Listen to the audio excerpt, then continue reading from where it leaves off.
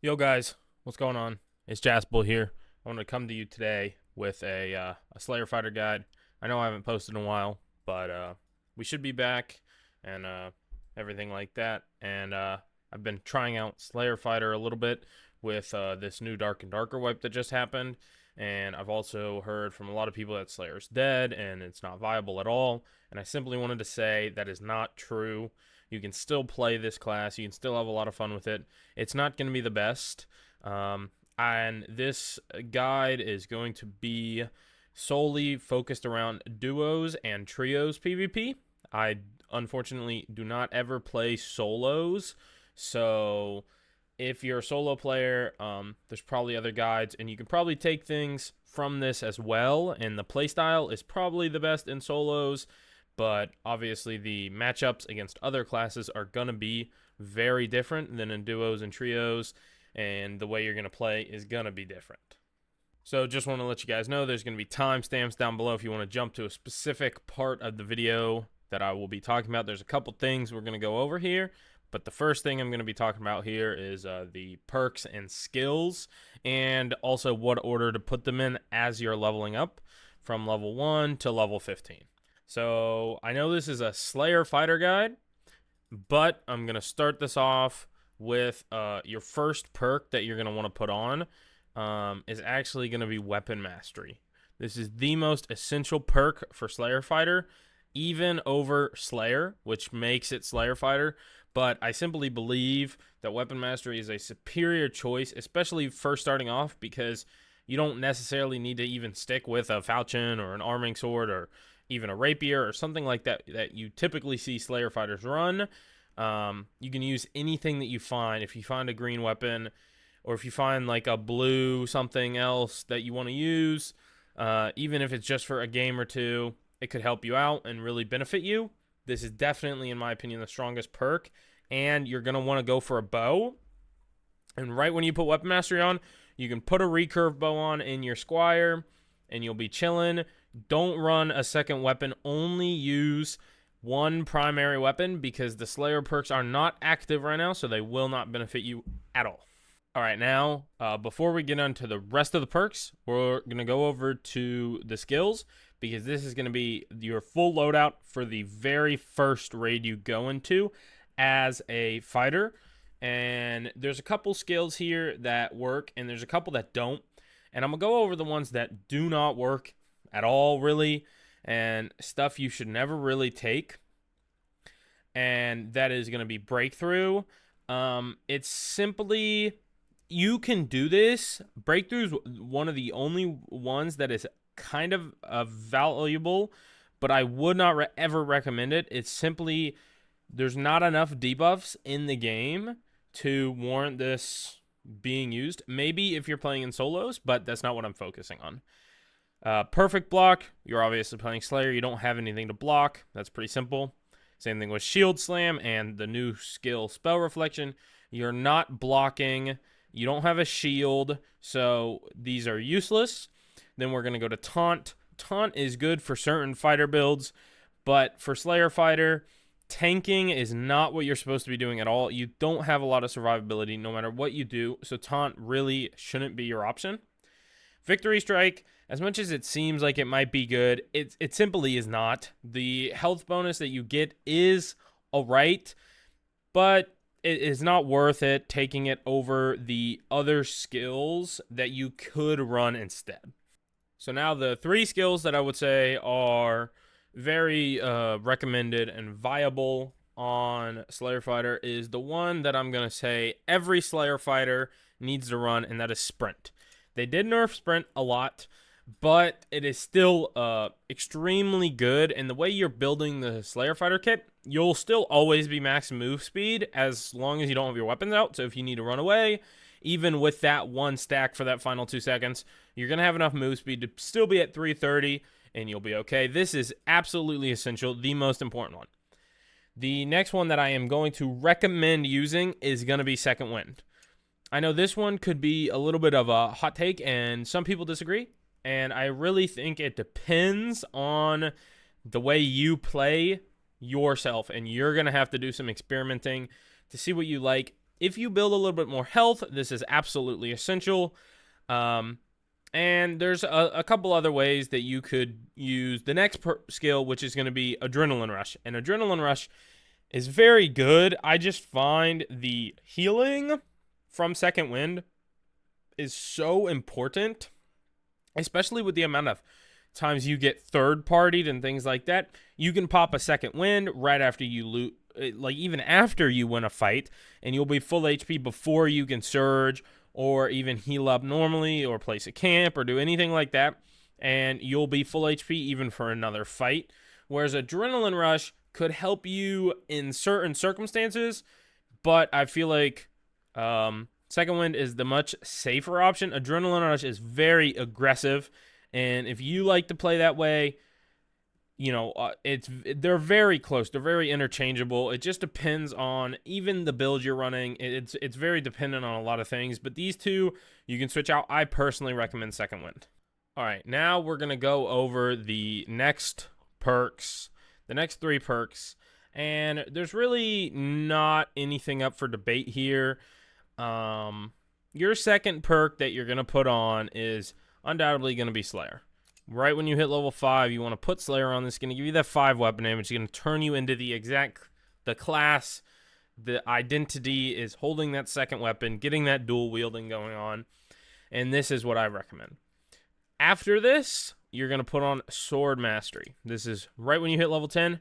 Put this on. This is very good. It gives you the action speed and the weapon damage. It's a good mix between Slayer and what is going to be your 4th perk at level 15, which is Dual Wield. It gives you pretty much half of Slayer and half of Dual Wield. I do think it is better than Dual Wield because 2 weapon damage is definitely better than 5 action speed. So this is the order that you want to go in. But these are undoubtedly the 4 perks. There's not really switching anything around here. You could put a crossbow on instead of Weapon Mastery and run Swift or Adrenaline Spike or Combo Attack, something like that. But I find it stupid, and if you're running a crossbow with Slayer Fighter, I simply find it to be almost unplayable. Like, it is extremely reliant on a bow. All right, next thing I'm going to get into is the preferred gear and weapons and armor and everything for Slayer. There's a couple things in here that are personal preference, especially the main weapon. So I would say there's 3 main weapons that you could use for Slayer Fighter. There's the Arming Sword, the Falchion, and the Rapier. I definitely recommend either the Arming Sword or the Falchion. But if you come from playing Rogue or Bard, you can definitely use the Rapier. I just don't find it to be as good as the other 2. Falchion, I also like, but I prefer the Arming Sword. I think it's the perfect mix between Rapier and Falchion with the move speed in the middle and the damage in the middle. I think it just fits the most. I don't think Falchion does enough damage to justify it. Plus, I just like the move set, and it feels much better for me to use the Arming Sword. So those are really the only 3 you can choose from as in my opinion, viable, because some people you see doing like a Morning Star or things like that. I simply don't think that's a very good idea. So for your secondary weapon, you're going to want to start off in the Squire with a Castellan Dagger. You will want to change this whenever you get either the Marketplace or maybe on your Weaponsmith or higher Squire tiers to a Stiletto Dagger, because you get 5 armor pen, and that, adds up. There's no reason not to use it. It's still the -10 move speed. A lot of people with the Arming Sword use a short sword to get the combo going, and you can look up a ton of videos on the combo. It's pretty good. It's pretty strong, but I think the 5 extra move speed that you get for using a dagger over the short sword is 100% worth it. And then in your second slot, you're going to be running a bow. And it's personal preference. You can use a survival bow, a recurve bow, or a longbow.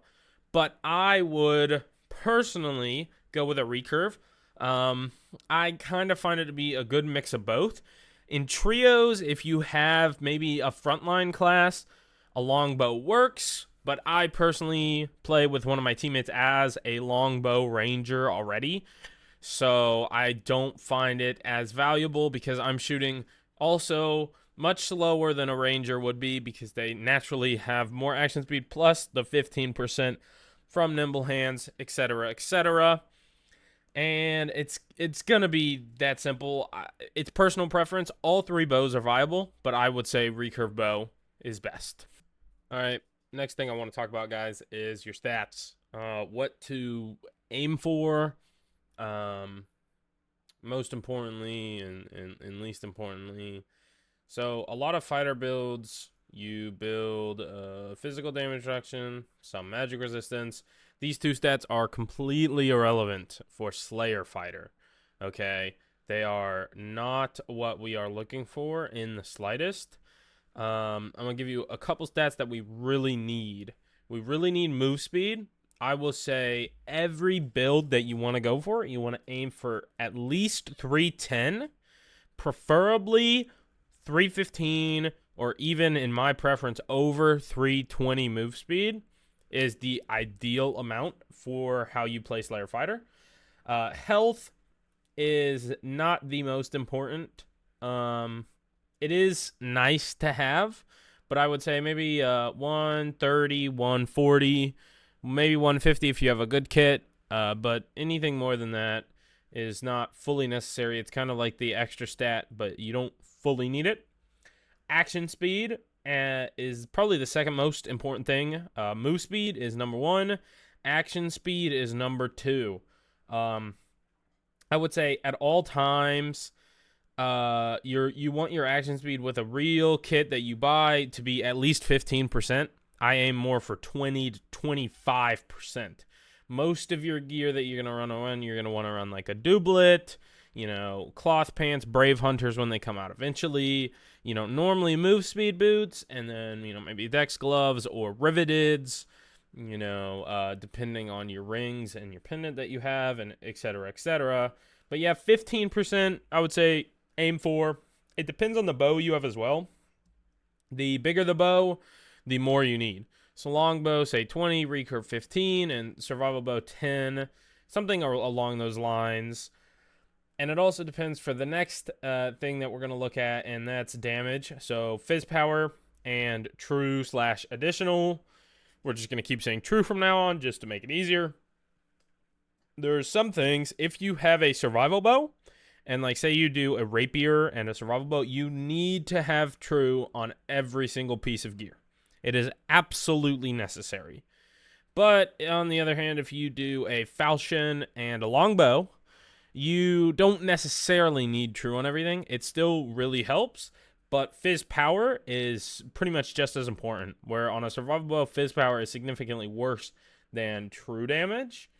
I would say to always try to get your fizz power up to 10 or 15 at least. Just as a good, it's not that hard to get it up that high at all. Just get like some riveteds or something, strength cloak, something like that. You'll be fine. Courage rings, etc. And I'd say like with a recurve and an arming sword, like the middle ground, what I do, you get true on everything, but you don't run a frost amulet. At least normally I don't. I run like a necklace of peace or something like that. Nothing too crazy. So the final thing I want to talk about before we get into the actual gameplay tips is the skins. These really aren't that important. There's a couple that I go over that you really don't ever want to use, and I know I'm missing some. I don't have the weapon damage or the magic resistance skin, but I would say don't ever use the Frostwalker, Lizard, Lycan. Mummy is not very good either. Nightmare Skeleton you could run, but it is not my preference. You could run the Skelly Champ too, but again, this doesn't work. And you should either run Orc if you have a lot of move speed already and low damage, or Elf if you need more move speed and not damage. Or you could just take this off and just run normal fighter. That completely works too. So next, I'm just going to go over a couple gameplay tips. So you're kind of going to play Slayer Fighter like a Ranger. It's very similar, but with higher movement capabilities in terms of combat. So you can pull out your weapon and go in for sprint, but you're going to want to run around, use your bow a lot, and choose very specific times to jump on specifically the backliners or somebody weaker. Somebody like a wizard or a warlock or even like a rogue. A full 10 spell healer cleric can work.